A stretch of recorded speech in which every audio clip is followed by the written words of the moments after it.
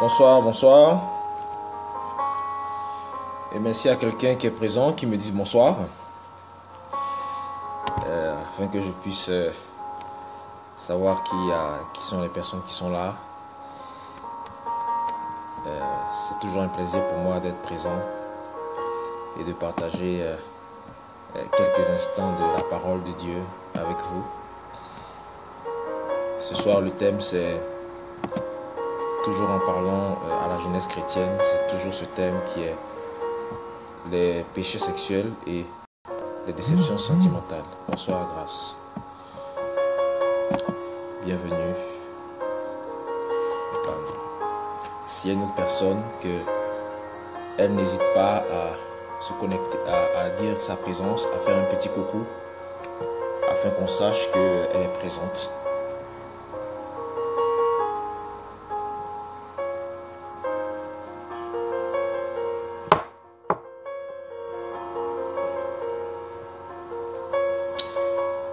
Alors, s'il y a quelqu'un d'autre, la personne n'hésite pas.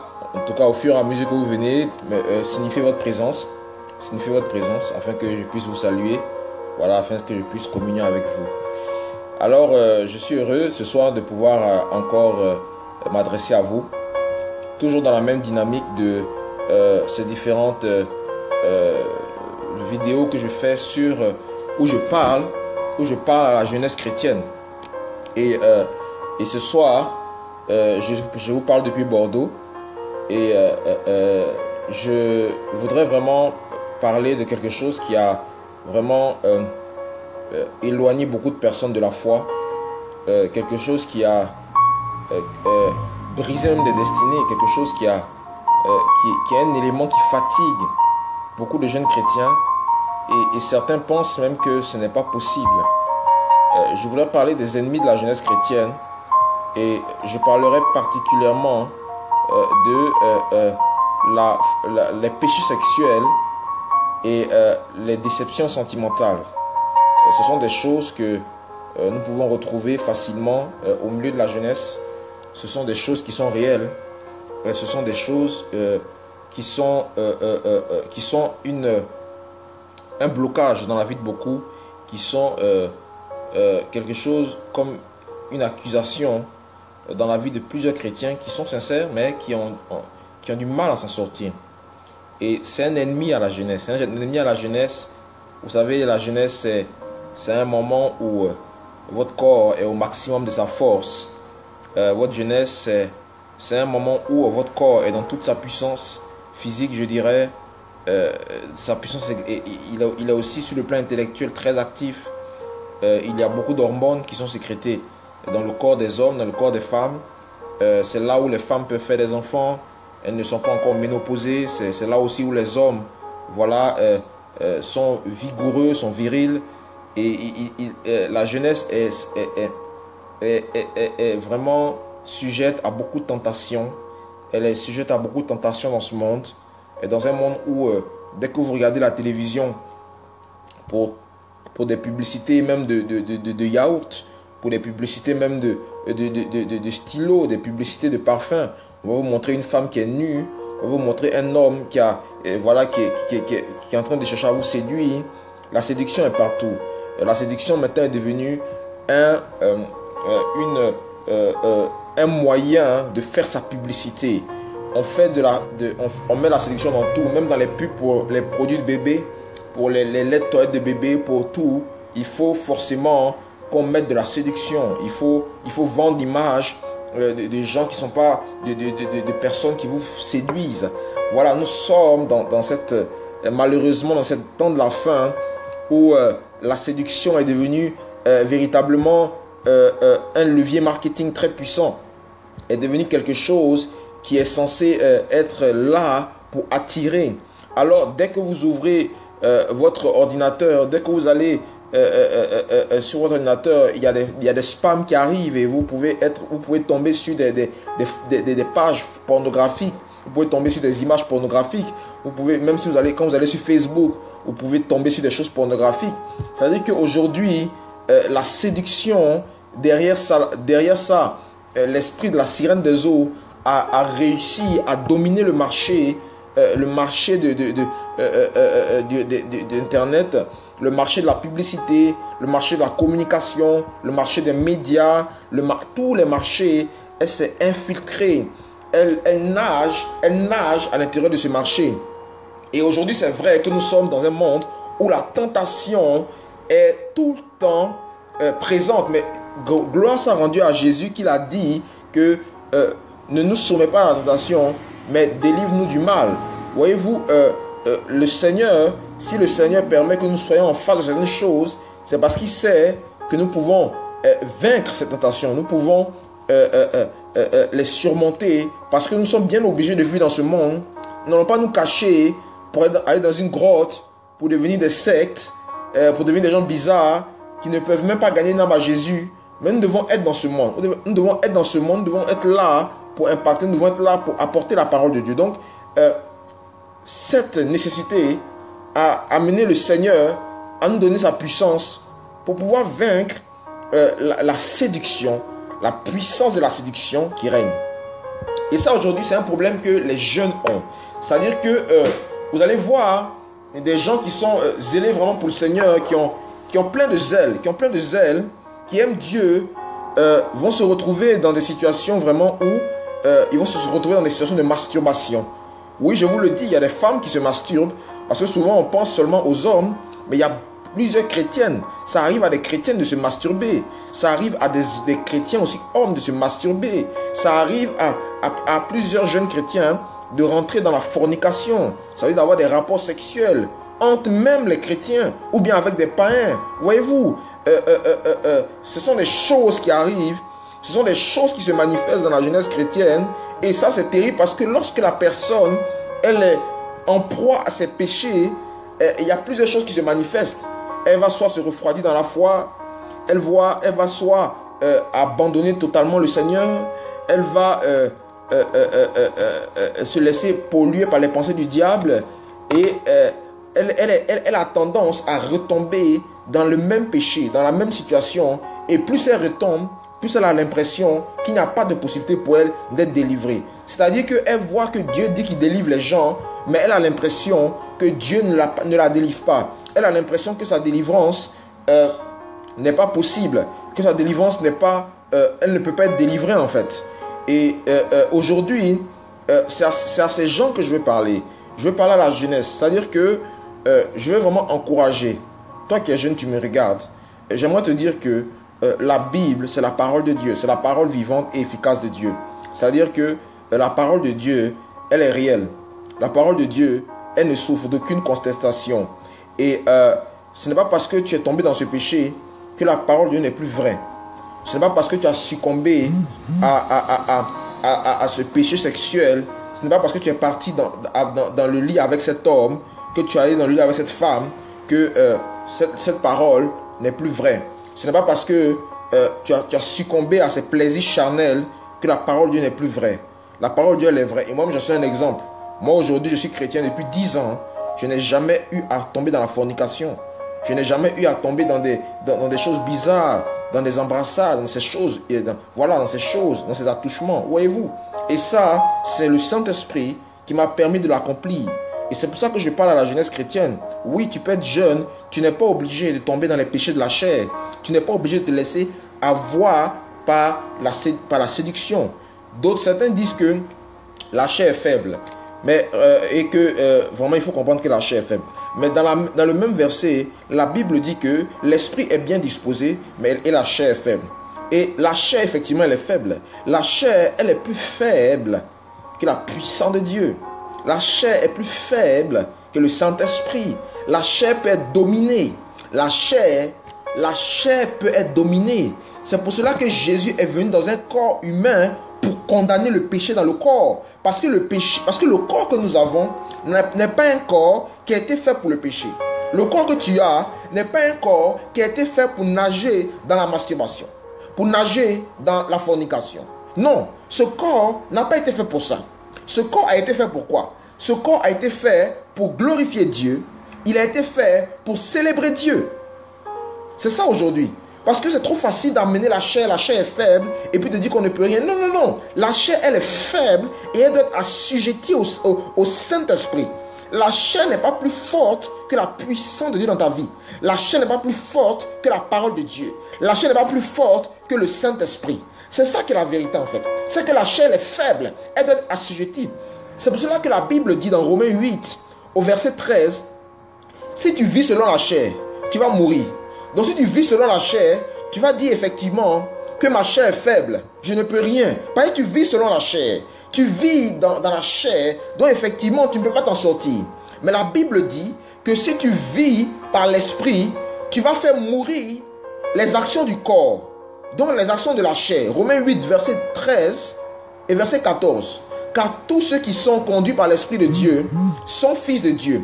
Donc celui qui vit par l'Esprit, il va faire mourir les œuvres de la chair. Il va neutraliser la chair. Il va la tuer. Oui, oui, oui. Il va détruire les œuvres de la chair. Et c'est ça aujourd'hui qu'il faut dire à la jeunesse chrétienne. Si tu vis par la chair, tu vas te laisser avoir par la chair. Mais si tu vis par l'Esprit, si tu vis de la parole de Dieu, si tu laisses la parole de Dieu te remplir, si tu la laisses te remplir, la parole de Dieu, ce qu'elle va faire, c'est qu'elle va détruire en toi les œuvres de la chair. C'est qu'elle va enlever les envies de la chair et elle va mettre en toi de nouvelles envies. Elle va mettre les envies de l'esprit. Elle va mettre les envies de la justice. Elle va mettre les envies de la sainteté. La parole de Dieu va installer en toi de nouveaux paramètres. La parole de Dieu va détruire en toi tous les liens du péché. C'est ça en fait. La parole de Dieu, elle va renouveler ton intelligence. Mais si tu ne laisses pas la parole de Dieu, si tu ne laisses pas la puissance de la parole de Dieu transformer ton intelligence, renouveler ton être intérieur, effectivement tu vas mourir et tu vas passer ton temps à te laisser avoir par les péchés sexuels. Mais si tu laisses la parole de Dieu te remplir, si tu la laisses véritablement renouveler ton âme charnelle, parce que quand tu es né de nouveau, c'est ton esprit qui a été renouvelé, mais ton âme n'a pas changé. Ton âme a été pardonnée, elle a été sanctifiée, c'est vrai, mais ton âme a encore les réflexes de l'ancienne nature. Elle a encore les réflexes de ton vieil homme. Et ton âme a besoin d'être renouvelée par la parole de Dieu. Donc c'est la parole de Dieu avec le Saint-Esprit qui va faire mourir en toi les œuvres de la chair. C'est la parole de Dieu. Parce que dans la parole de Dieu, il y a une puissance. Dans la parole de Dieu, il y a une force. Dans la parole de Dieu, il y a des éléments qui vont véritablement t'apporter la sainteté. La parole de Dieu va emmener en toi la sainteté. Elle va nettoyer ta vie. Si vous vivez selon la chair, vous mourrez. Mais si par l'esprit vous faites mourir les actions du corps, vous vivrez. Si par l'esprit. Donc oui, on peut vaincre la chair. Et elle est faible. Et on peut la vaincre par l'esprit. Et avec quoi l'esprit travaille? L'esprit travaille avec la parole de Dieu. L'esprit travaille avec la parole de Dieu. Et c'est ça qui est une réalité aujourd'hui, que la jeunesse a du mal à comprendre. Est-ce que tu laisses la parole de Dieu te changer? Parce que le Saint-Esprit a besoin de la parole pour travailler dans ta vie. Il ne suffit pas de passer son temps à prier. Il faut passer du temps dans la parole. Moi, quand je me suis converti, j'ai pris le temps de lire toute la Bible en 8 mois à peu près. En 8 mois, 9 mois, je crois. Donc, la première année de ma conversion, j'avais lu la Bible de Genèse à Apocalypse. J'avais lu les 66 livres de la Bible. Donc, j'ai passé mon temps à lire la parole de Dieu. Je n'étais pas un excellent prieur, mais j'aimais lire la parole de Dieu. Et c'est la parole de Dieu qui m'a libéré de la fornication. C'est la parole de Dieu. Il n'y a pas d'image. Parce que les autres apparemment me voient. Est-ce que grâce me voit? Est-ce que grâce me voit? Est-ce qu'il y a d'autres personnes qui me voient? Parce qu'apparemment, il y a une personne qui dit qu'il n'y a pas d'image et il n'y a pas de son.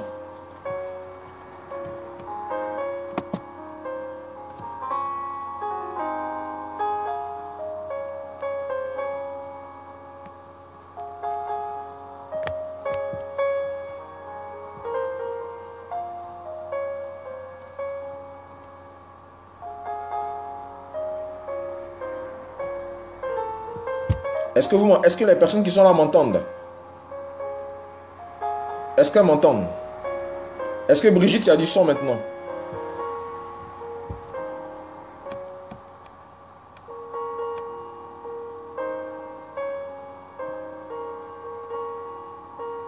Est-ce qu'il y a du son maintenant?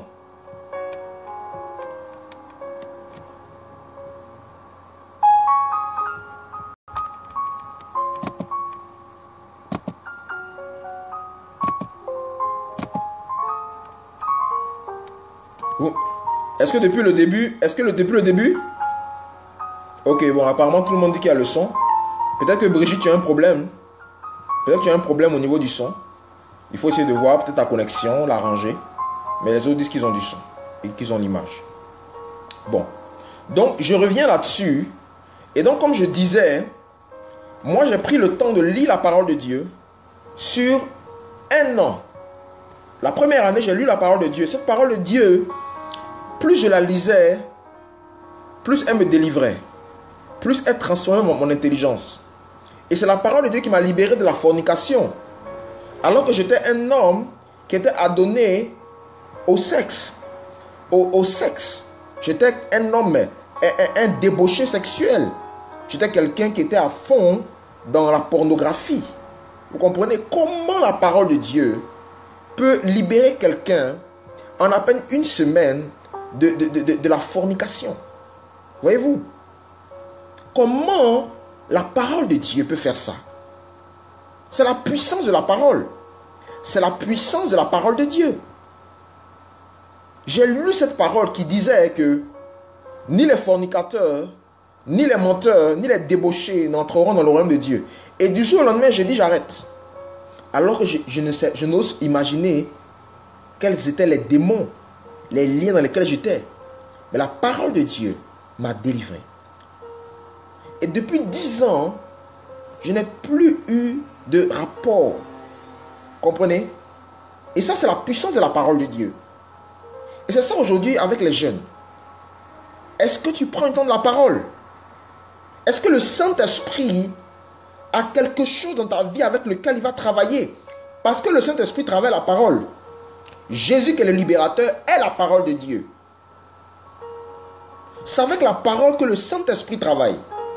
Et les jeunes sont dans beaucoup de péchés sexuels parce que beaucoup ne sont pas ancrés dans la parole. Beaucoup prennent la parole de façon superficielle. Mais est-ce qu'ils la méditent réellement? Est-ce qu'ils prennent le temps de méditer sur la parole? C'est ça. Est-ce qu'ils prennent le temps de méditer la parole de Dieu? Et sur cette méditation, de prendre le temps de prier sur cette parole. C'est ça aujourd'hui la problématique. Il ne suffit pas d'aller à l'église, de prier seulement et de ne pas avoir de fondement sur lequel Dieu peut travailler. La Bible dit que le Saint-Esprit viendra glorifier Jésus. Donc le Saint-Esprit, il va manifester la parole. Il va élever la parole. Et Jésus a dit qu'il est le libérateur. Donc si le Saint-Esprit n'arrive pas à trouver en toi la parole, l'amour de la parole, comment il va te délivrer? Et tu vas toujours retomber dans ce même péché. Parce que la lecture de la parole de Dieu va créer en toi une véritable repentance. Et la repentance va t'amener vers la vraie délivrance. Parce que les gens pensent que la repentance c'est pleurer à l'église. C'est avoir des émotions. Non. Non, excusez-moi. La repentance c'est pas une affaire de pleurer. C'est pas ça la repentance. La repentance c'est une révélation. La repentance c'est un changement de mentalité qui vient d'une révélation de la parole de Dieu, qui va produire en toi une conviction intérieure. Donc la repentance, ce n'est pas une question de pleurer. Quelqu'un peut pleurer, il n'a aucune révélation. Quelqu'un peut pleurer, il n'y a aucun changement dans sa mentalité. Ce n'est pas ça la repentance. Et les gens ont du mal à comprendre la repentance. Parce que la véritable repentance, elle amène la transformation. La véritable repentance, elle se passe dans l'esprit et dans l'âme. Il faut que ton âme soit impactée avant que ton corps continue d'agir. Comment ça agit selon la révélation.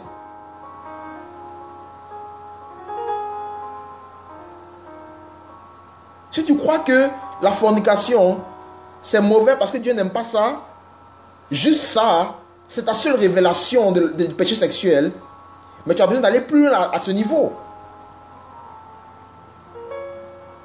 La fornication fait du mal à ton propre corps.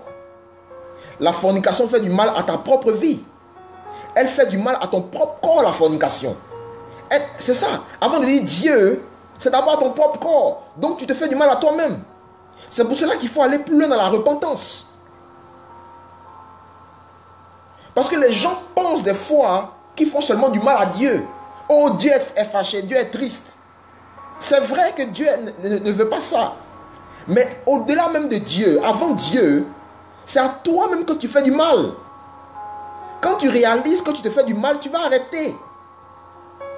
Parce que personne n'a envie de se couper, de se cisailler tous les jours. Personne n'a envie de se couper, de se torturer tous les jours le corps. Personne n'aime ça en fait. C'est ça. Personne n'a envie de prendre un couteau, de le mettre sur son visage et de se tracer et puis le sang coule. Il est dans d'atroces souffrances. Personne n'a envie de faire ça. Mais quand tu tombes dans le péché sexuel, c'est ce que tu es en train de faire. Tu es en train de détruire ta vie. Mais si tu penses seulement que tu fais seulement du mal à Dieu, tu te limites. Mais quand tu réalises que tu es en train de faire du mal, tu vas arrêter. Parce que même naturellement, quelqu'un d'intelligent, quelqu'un de conscient, quand il sent qu'il est en train de faire quelque chose qui lui fait du mal, ce n'est pas un maso. Ce n'est pas un maso. Il va arrêter. Il va arrêter. Et vous voyez, c'est ça en fait. Quand tu es en face de la parole de Dieu, quand tu es dans la révélation de la parole de Dieu, la repentance, elle est profonde. Et elle amène un véritable changement. Parce que tu n'as plus envie de faire du mal à ton corps. Tu réalises que tu es un temple. Tu ne fais pas que du mal à Dieu. Mais c'est d'abord à toi-même que tu fais du mal. Jeune, toi qui m'écoutes. C'est d'abord à toi-même que tu fais du mal.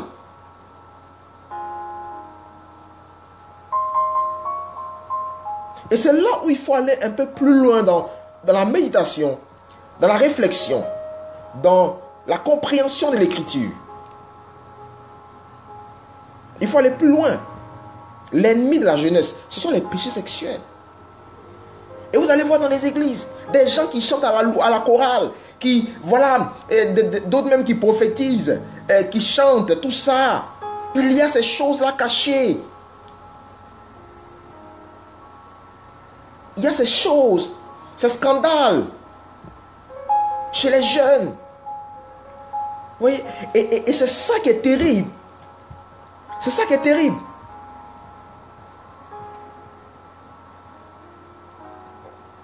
Parce que la parole de Dieu, elle est amen et vérité. La parole de Dieu, elle est vérité, mes chers amis. La parole de Dieu, elle est vérité.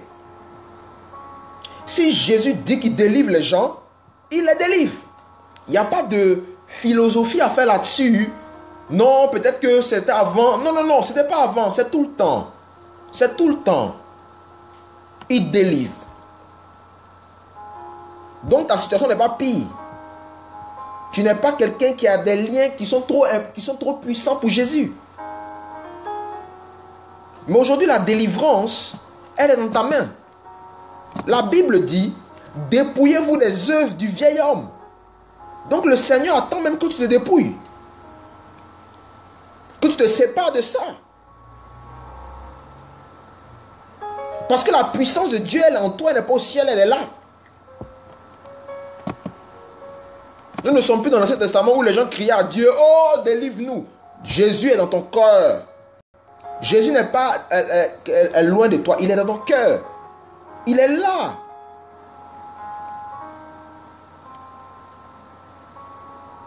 Mais ça commence par la parole de Dieu qui va créer quelque chose de formidable en toi, qui va mettre en toi des ingrédients nouveaux, qui va installer en toi des choses nouvelles. Ça commence par la parole de Dieu.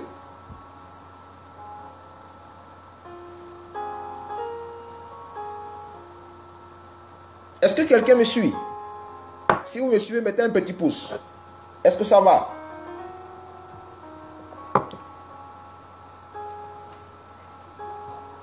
C'est ça aujourd'hui, les jeunes. La chair est faible, mais l'esprit est bien disposé. Arrêtez de dire que vous êtes trop faible. Non, non, non. Votre chair est moins forte que le Saint-Esprit qui est en vous. La chair est faible. La chair est faible devant la puissance de Dieu. Elle est faible devant la parole de Dieu. Elle est faible devant la délivrance que Jésus apporte. Jésus, le Dieu de la délivrance. Jésus ne transforme pas les gens. Je veux dire que, pardon, Jésus n'améliore pas les gens. Voilà, il n'améliore pas. Jésus transforme. Ce n'est pas la même chose. Tu peux t'améliorer, mais tu as toujours les mêmes choses qui te fatiguent, mais tu essaies de t'améliorer. Ça, c'est ce qu'on appelle le développement personnel. Le développement personnel humain aide les gens à s'améliorer. Mais Jésus ne les améliore pas, il les transforme. Ce n'est pas la même chose. Jésus transforme. C'est-à-dire que Jésus met quelque chose de nouveau. C'est ce qu'on appelle la conversion. Quand tu convertis des dollars en euros, ça devient des euros. Quand tu convertis un franc CFA en euros, ça devient des euros. C'est comme ça. Jésus convertit. Jésus transforme. Il n'améliore pas, il transforme. Donc en Christ, tu n'es pas une personne améliorée. Tu es une personne transformée. Tu es une personne changée. Tu es un autre homme. Tu es un nouvel homme.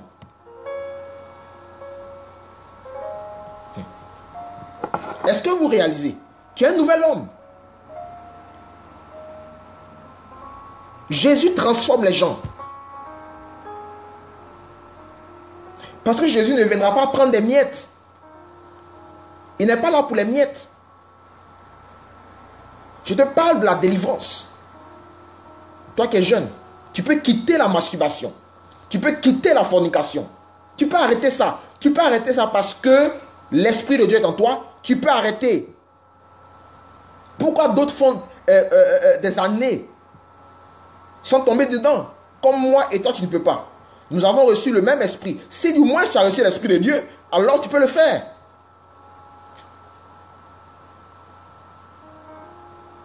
Tu peux.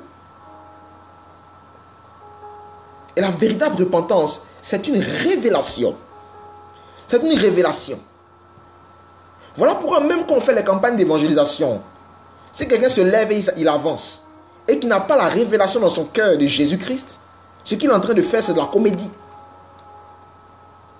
Dieu n'est pas impressionné parce que les gens viennent. Il est touché parce que les gens sont véritablement transformés à l'intérieur. C'est ça qui l'intéresse. Il connaît le cœur des gens. C'est ça la repentance. Ce n'est pas des pleurs. Ce n'est pas oh Dieu, non. C'est une révélation. La repentance peut se faire dans ta chambre.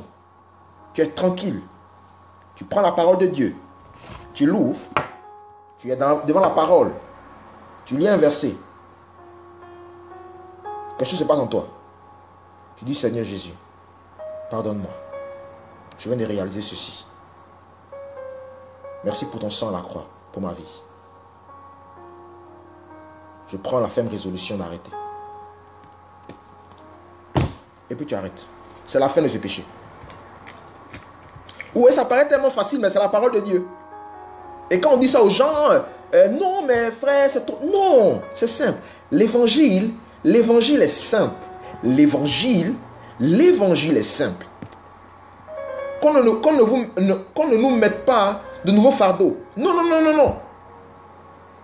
L'apôtre Paul demande aux Galates, qui vous a ensorcelé, qui vous a ramené sous la loi, Qui vous a dit qu'il faut faire certaines œuvres pour être sauvé? Que personne ne vienne t'ensorceler. L'évangile est simple.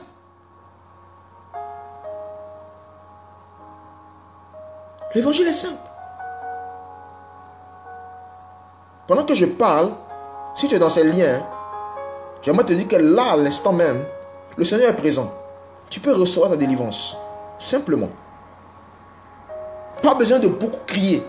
Tu peux recevoir ta délivrance simplement. Là, tu peux la recevoir. Tu peux quitter ce péché sexuel. Toi, jeune, Dieu t'aime et Dieu compte toujours sur toi. Dieu compte toujours sur toi. Il compte toujours sur toi. Ce n'est pas fini. Ce n'est pas fini. Ce n'est pas parce que tu as fait ça que tu n'es plus un enfant de Dieu. Être un enfant de Dieu, c'est une nature. Ce n'est pas un mérite. Donc, ce n'est pas parce que tu es tombé que tu n'es plus enfant de Dieu. Tu es enfant de Dieu parce que l'Esprit de Dieu a enfanté en toi un nouvel esprit. Tu es devenu enfant par l'adoption. Tu es un enfant de Dieu par la nouvelle naissance. Tu es enfant de Dieu. Tu as la nature de Dieu en toi. C'est ça qui fait que tu es enfant de Dieu. Ce n'est pas tes prières qui font que tu es enfant de Dieu. Ce n'est pas parce que tu lis tous les jours la Bible que tu es enfant de Dieu. Ce n'est pas parce que tu sors à l'église que tu es enfant de Dieu. Tu es enfant de Dieu parce que Jésus est venu dans ton cœur. Voilà pourquoi tu es son enfant. Mes chers amis, est-ce que ça va? Est-ce que ça va?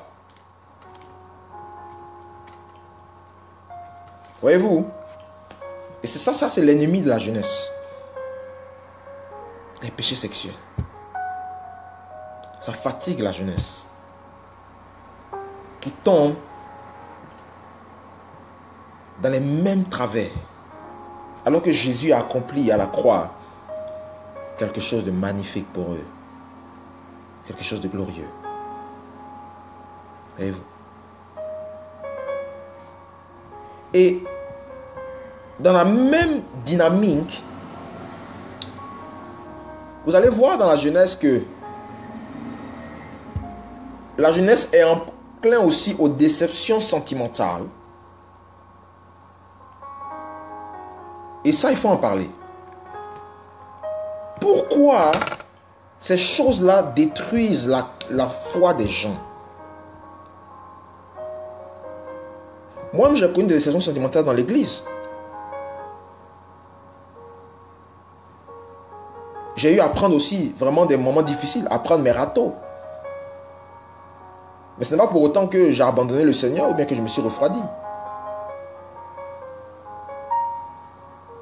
Ce sont des choses qui arrivent. Ce sont des choses que j'ai vues. Et que moi-même j'ai vécu. Parce que dans la jeunesse,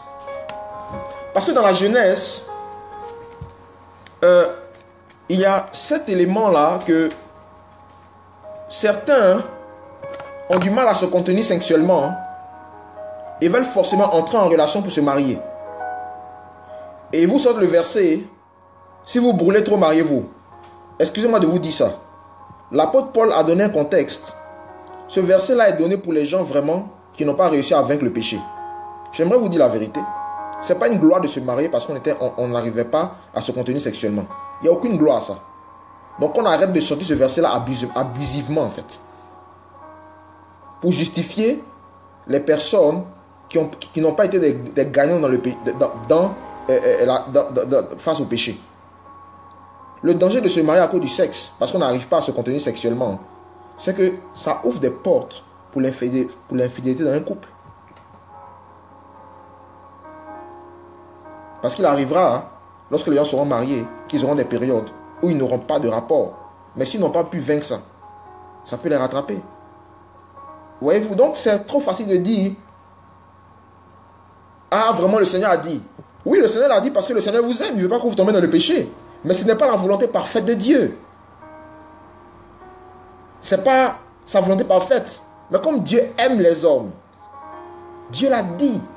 Mais est-ce que c'est la volonté parfaite de Dieu? Il faut chercher ce qui est parfait. Il faut quitter le bon et l'agréable et rentrer dans le parfait. C'est ça qu'il faut chercher. ne faut pas se contenter de, voilà, du bon. Parce que Jésus est mort pour toi, pour que tu fasses plus que le bon. C'est ça. Et vous allez voir, dans les déceptions sentimentales, les gens rentrent dans des relations parce qu'ils sont fatigués d'être seuls. Ils sont fatigués d'être seuls. D'autres brûlent sexuellement. Donc il faut qu'ils aient quelqu'un autour d'eux, humainement, pour contenir leur solitude ou bien leur désir. Plusieurs jeunes entrent dans des relations alors qu'ils ne s'aiment même pas eux-mêmes. Tu ne t'aimes pas. Tu n'as pas confiance en toi et tu rentres dans une relation. Mais tu vas tout droit vers l'échec.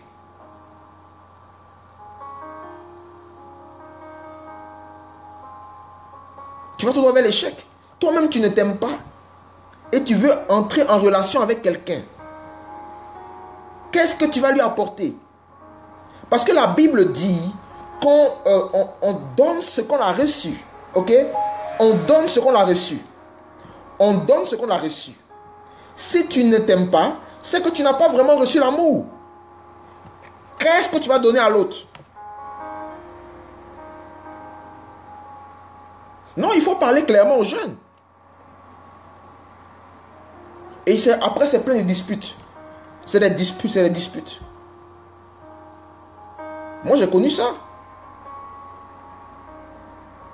J'ai essayé une relation, mais moi, je ne m'aimais pas. Et c'était beaucoup de disputes. Qu'est-ce que je pouvais donner à la personne? Je pouvais rien lui donner de bon.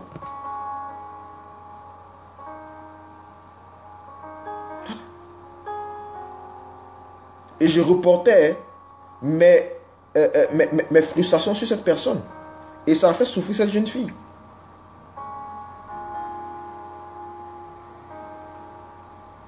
Voyez-vous?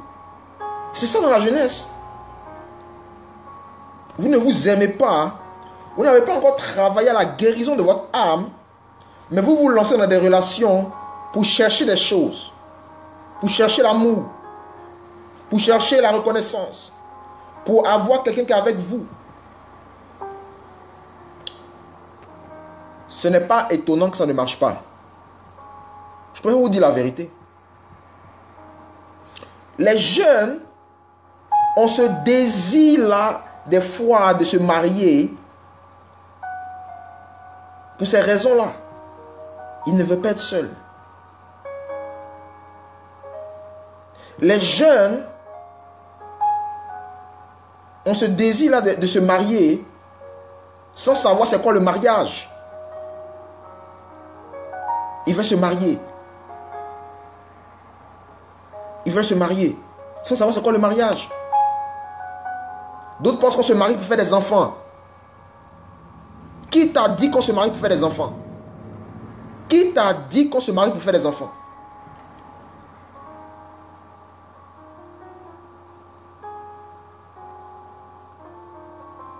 D'autres pensent qu'on se marie pour que la personne vienne m'aider à faire mes projets.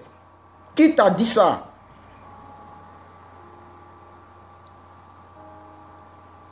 Donc la personne, elle vient t'aider. C'est ton intérêt qui compte. Donc tu entres dans une relation avec un esprit intéressé, égoïste. Donc tu ne viens rien apporter, mais tu viens tout prendre. Et on peut même sortir des versets bibliques dessus. Et vous savez, il est facile de prendre la Bible pour justifier ses choix. Oui, la corde à 3 filles ne se rend pas facilement. 2 valent mieux qu'un. Écoutez. Il faut qu'on prenne la parole de Dieu au sérieux. Dieu n'est pas un plaisantin. Je répète, Dieu n'est pas un plaisantin. Je répète, Dieu n'est pas un plaisantin. Ce n'est pas notre pote. Pour qu'on prenne sa parole pour jouer avec, pour justifier la chair. Ce n'est pas ton pote. Dieu n'est pas ton pote. Dieu n'est pas ton pote. Dieu n'est pas ton pote. Donc les gens prennent des versets et puis voilà, les jeunes des versets, puis voilà, c'est du n'importe quoi. Non, c'est pas ton pote. Donc les gens rentrent dans le mariage avec l'esprit que non, la personne va m'aider à faire mes business. Je suis seul. Et bien sûr, ça va engendrer des déceptions sentimentales. C'est normal. Parce que la base, elle est fausse. La base, c'est du sable. La base, c'est du vent. La base, c'est du vent. Désolé pour l'interruption. La base, c'est du vent. C'est du vent. On parle des vraies choses ici. Parce que souvent, ce sont les mariés qui parlent aux jeunes célibataires. Aujourd'hui, c'est un célibataire qui va parler aux célibataires. Parce qu'il faut des célibataires matures pour entrer dans les vraies choses de Dieu.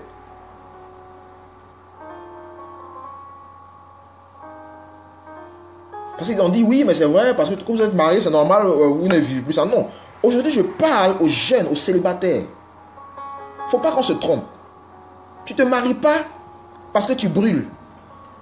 Tu ne te maries pas parce que tu es seul. Tu ne te maries pas pour que quelqu'un vienne t'aider. C'est ça. C'est ça. On se marie pour avoir des enfants. Pour avoir des enfants. Est-ce que le mariage se résout à avoir des enfants?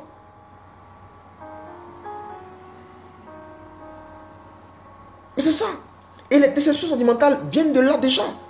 Les gens entrent dans des relations avec des mauvaises compréhensions du mariage. Parce qu'ils brûlent. Parce qu'ils sont fatigués d'être célibataires. Parce que ma soeur s'est mariée. Elle a fait un mariage à 25 000 euros. C'était tellement beau.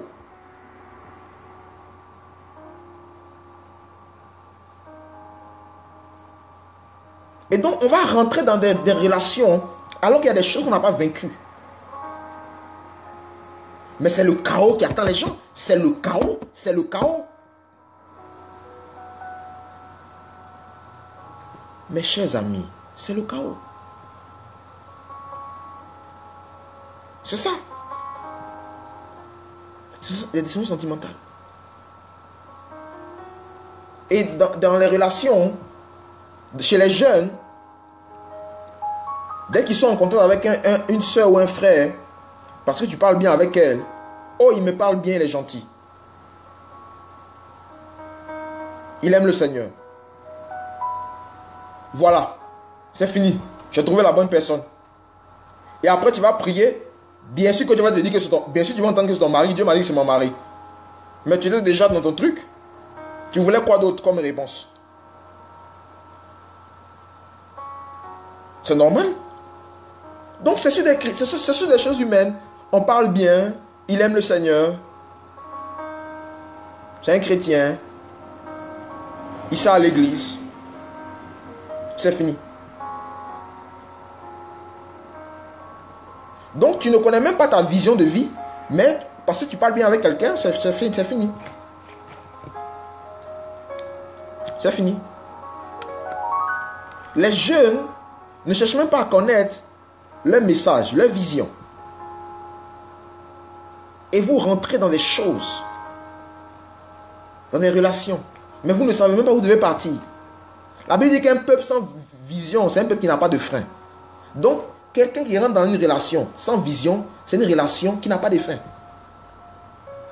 Voilà. C'est ça en fait. Toi-même, tu ne sais même pas ce que Dieu veut faire avec toi. Tu n'as même pas encore commencé à faire ce que tu t'es appelé à faire, mais tu rentres dans une relation. Adam était dans son ministère. Il était en train de cultiver le jardin. Il n'était pas en train de faire du tourisme, il était en train de se chercher. Il n'était pas en train d'aller à gauche, à droite, cherchant des prophéties pour connaître son appel. Adam travaillait dans sa destinée. C'est pour cela que Dieu lui a envoyé quelqu'un pour qu'ensemble, ils fassent l'œuvre à laquelle Dieu les avait appelés. Mais oui. Pour qu'ensemble, ils fassent l'œuvre à laquelle Dieu les avait appelés. C'est ça.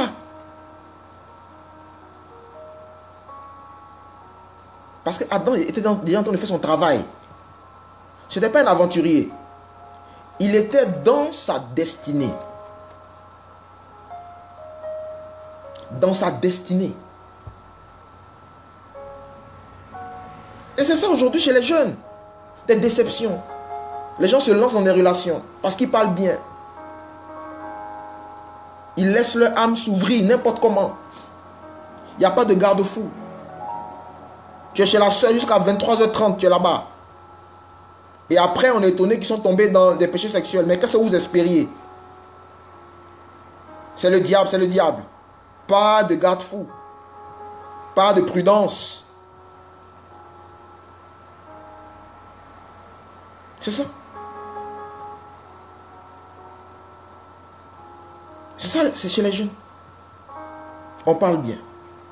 Il est gentil. J'aime bien sa tête. C'est fini.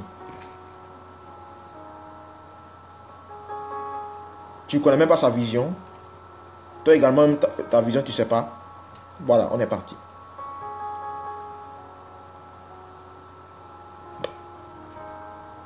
Et c'est ça aujourd'hui qui amène les déceptions aussi. Voilà pourquoi le jeune chrétien, il doit travailler à faire ce que Dieu l'a dit de faire. C'est là qu'il va se bonifier. C'est là qu'il va se parfaire. Vous comprenez? Pour devenir une véritable source de bénédiction pour ceux qui sont autour de lui et pour la personne que Dieu va lui envoyer.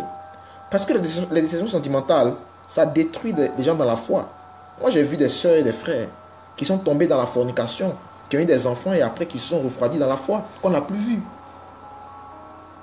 Mais ces sœurs-là étaient des sœurs qui étaient qualifiées de très spirituelles, qui avaient beaucoup de visions. Moi, je n'ai pas de visions.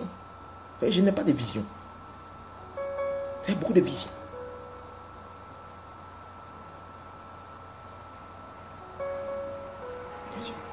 Mais ces personnes-là sont où aujourd'hui?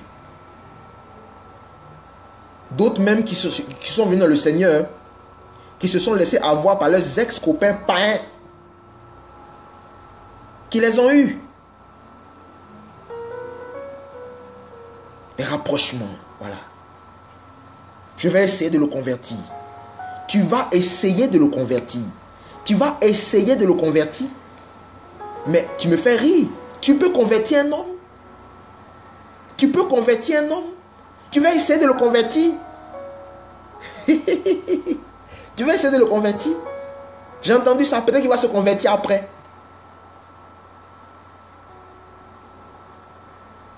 Il ne va pas se convertir. Et souvent, on veut la conversion pour nos intérêts.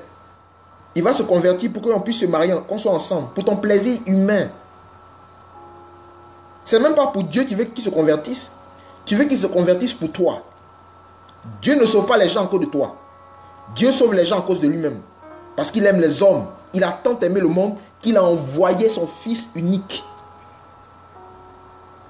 Dieu n'a pas sauvé les gens à cause de toi. Ah non, non, non. Non.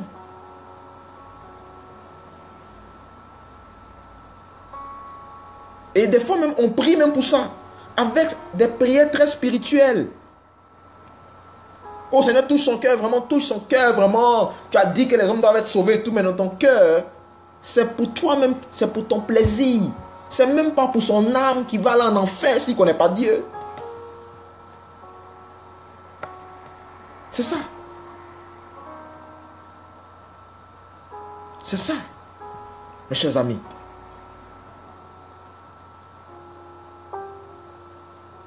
Vous savez, moi j'ai appris avec le temps à ne plus me laisser impressionner par les paroles des gens. J'ai vu beaucoup de choses, amis. J'ai vu beaucoup de choses. Beaucoup de choses. J'ai appris à ne pas me laisser impressionner par les paroles des hommes. Non.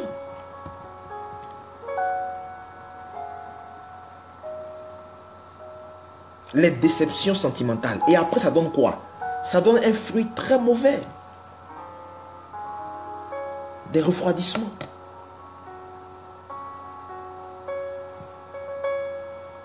C'est ça. tu ne sais même pas ta destinée. Où tu t'en vas. Et tu vas amener quelqu'un pour partir avec toi là-bas.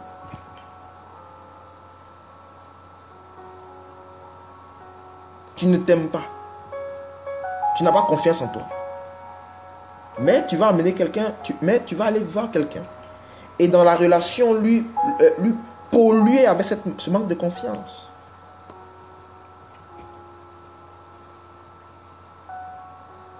C'est ça. Regardez. Même l'église aujourd'hui. Aujourd'hui, nous sommes la fiancée de Jésus-Christ. Et le Seigneur est en train de nous préparer pour célébrer le mariage, les noces de l'agneau. Donc de façon concrète, l'église n'est pas vraiment encore la femme de l'épouse pleinement. Nous sommes dans les fiançailles. Et Dieu nous transforme et travaille afin qu'on soit prêt pour le mariage. Comprenez? Il travaille. Parce que la Bible dit qu'il va présenter une église, une épouse sans tache, ni ride, ni rien de semblable. Vous voyez? Donc même Dieu lui-même, il travaille, il est conscient de ces choses. Dieu lui-même est conscient de ces choses. Vous voyez? Il est conscient de ces choses.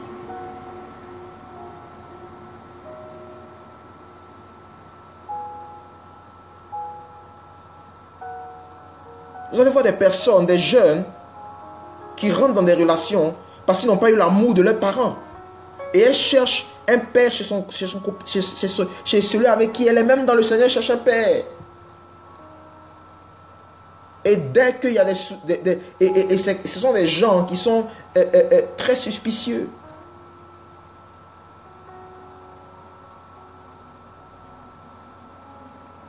Donc toi-même, tu n'es pas encore transformé, mais tu veux entrer dans quelque chose de très très sérieux.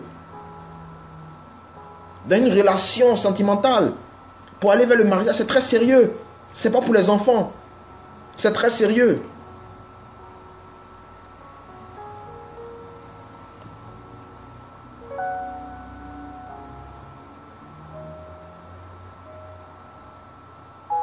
C'est ça. Et ça, je parle de ces choses. Je parle de ces choses. Vous allez voir des jeunes, toute leur enfance, elles ont grandi dans une famille où la mère a été abandonnée par le père. Et la mère, dans la volonté de protéger ses filles, elle leur a inculqué des valeurs très fortes. Une femme ne se laisse pas faire. Une femme ceci, une femme cela. Donc c'est des femmes très fortes. C'est des femmes caractérielles. Il y a un bon côté parce que ce sont des battantes. Mais il y a un autre mauvais côté qui fait que ces femmes auront du mal à s'insérer dans une relation. Parce que quand elles vont rentrer dans la relation, si elles n'ont pas fait le travail de la restauration de l'âme, si elles n'ont pas laissé le Saint-Esprit transformer leur mentalité, elles vont rentrer avec ce caractère. Et ça va être très difficile. Parce que dès que elles vont avoir un comportement qui n'est pas correct chez la personne qui est en face, elles vont commencer à être méfiantes. Elles ne vont pas vouloir se laisser faire. Quand on leur parle de soumission, elles ne sont pas dedans. Vous voyez que le mariage, ce n'est pas de la rigolade en fait. Ce n'est pas un jeu. Parce qu'elles reproduisent ce qu'on leur a dit. Et elles n'auront jamais totalement confiance en leur conjoint. Parce que dans leur famille, on leur a appris de ne jamais faire confiance aux hommes. Il peut t'abandonner du jour au lendemain. Donc tu rentres dans une relation, mais tu n'as même pas confiance totalement à la personne. Donc tu ne rentres pas avec les valeurs de Dieu. Tu rentres avec les valeurs des hommes. Tu produiras le résultat des hommes. Et ça, c'est beaucoup de jeunes qui sont comme ça. Est-ce que tu as pris le temps d'examiner ta propre vie à la lumière de la parole de Dieu? Comme je dis, c'est la parole. C'est la parole. C'est pas prier seulement, c'est la parole. La parole. Est-ce que tu as pris la parole de Dieu et tu t'es examiné? Tu t'es examiné.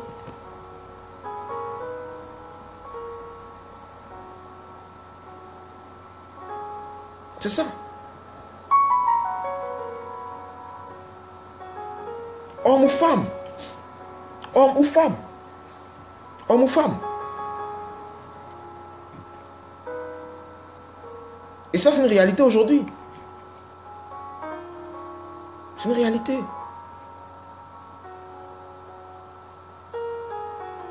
Une réalité. Comme des hommes qui n'ont pas coupé le lien avec leur mère et qui dans leur relation laissent la place à la mère de façon excessive. Elle est toujours dans la relation. Elle est toujours dans la relation. La Bible dit que l'homme quittera son père et sa mère. Il quittera son père et sa mère. Ce n'est pas juste une question physique, c'est une question spirituelle. Maman est toujours dans la relation. Parce que j'ai vécu seul avec elle. Je l'ai protégée. Mais maman n'est pas ta femme. Maman n'est pas ta femme. Et ça, quand la personne n'a pas encore travaillé ça, qu'elle rentre dans une relation, mais elle va créer des choses terribles dans la relation. Elle va imposer des fardeaux, des jougs dans la relation.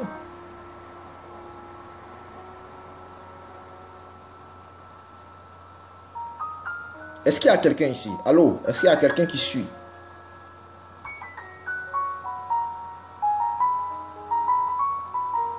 Faites signe si vous suivez.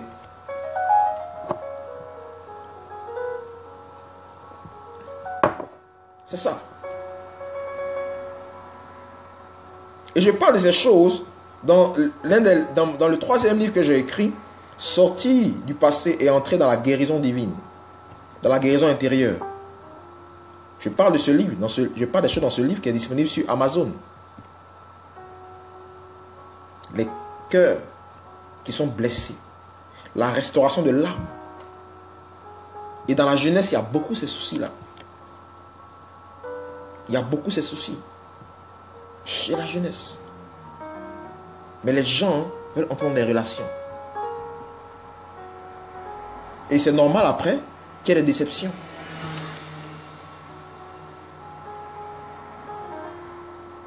C'est normal. Parce que déjà les fondements ne sont pas forcément bons. Et la réflexion, la compréhension même de la relation est mauvaise. Elle est faussée totalement. Comment est-ce qu'on peut avoir du succès, mes amis? C'est très compliqué, c'est très compliqué.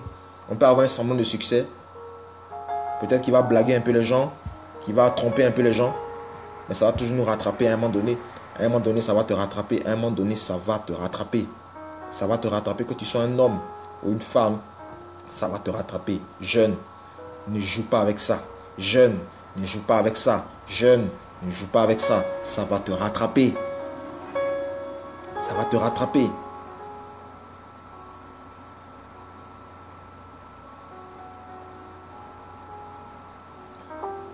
Ça va te rattraper. Ça va te rattraper. Ça, c'est une réalité. C'est une réalité. Donc, ce sont ces choses qui fatiguent les jeunes. Les péchés sexuels. Et Dieu libère des péchés sexuels. Si tu écoutes cette vidéo, sois-en libéré au nom de Jésus-Christ. Qui te libère.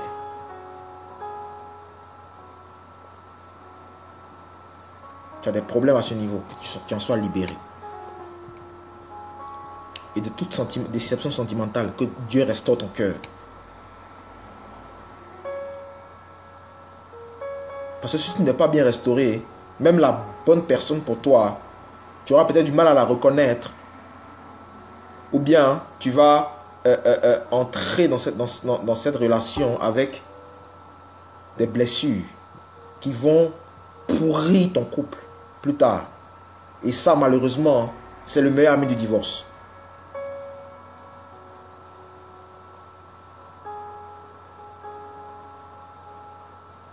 C'est ça. C'est ça aujourd'hui. C'est ça. Les déceptions sentimentales. Il faut faire attention à ça, mes amis. Il faut faire attention à ça, mes amis. Il faut faire attention. Il faut faire attention à ça.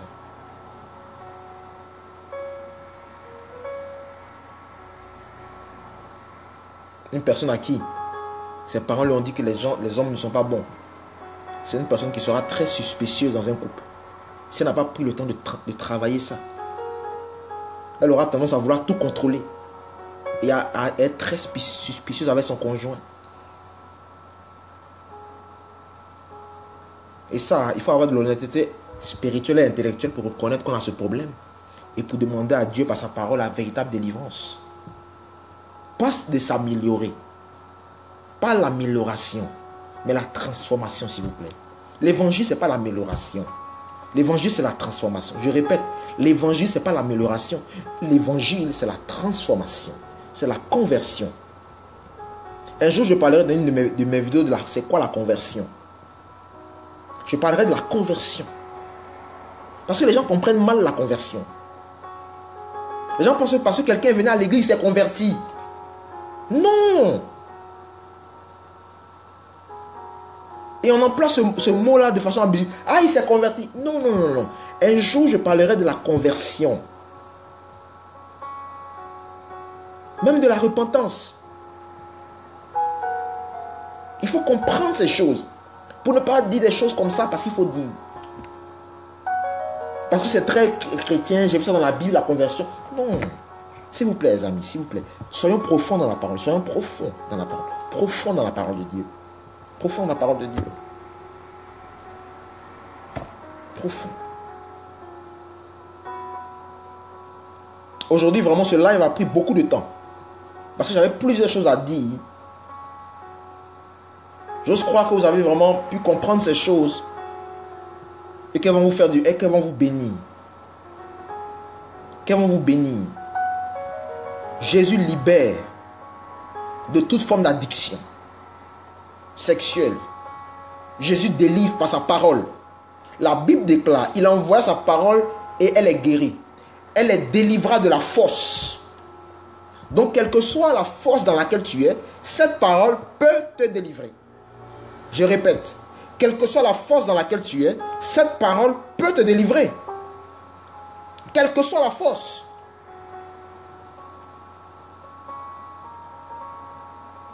Toi, jeune qui m'écoute, tu n'es pas le jouet du diable pour laisser ton corps être humilié dans la masturbation. Non, dans la fornication. Ton corps n'est pas le jouet du diable. Ton corps, c'est un temple. Ton corps, c'est un sacerdoce. Ton corps, c'est un autel. Non. Il faut refuser ça. Il faut tuer ça. Il faut tuer ça. Non. Ensuite, ne rentre pas dans une relation seulement parce que la personne est gentille, elle parle bien. Mais assure-toi toi-même que toi-même tu es transformé, que tu as compris c'est quoi le mariage, que tu es restauré dans ton âme réellement. Assure-toi de cela. Donc j'ai un travail à être le futur mari ou la future épouse de quelqu'un.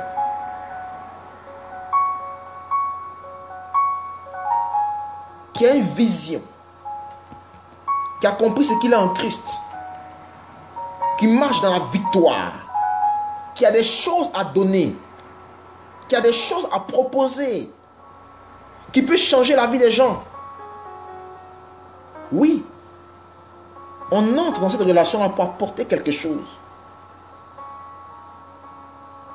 pour changer une vie. C'est tout ça. Il faut réfléchir à ça. Il faut méditer là-dessus. Médite là-dessus.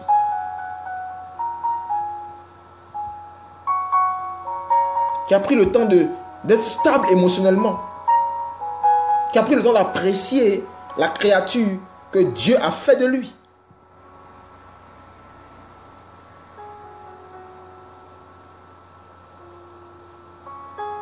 C'est ça, mes chers amis. Qui ne se précipite pas.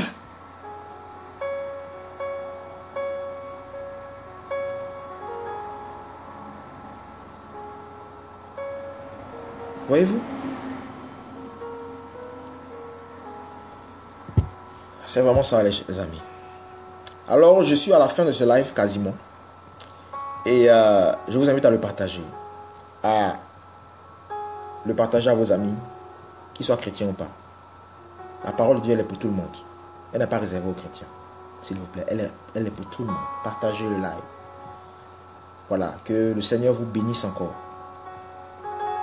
Et qu'il nous aide à être des jeunes forts, en qui la parole de Dieu porte du résultat, en qui la parole de Dieu est efficace, et qui ont véritablement compris la parole de Dieu. Qui ont véritablement compris la parole de Dieu.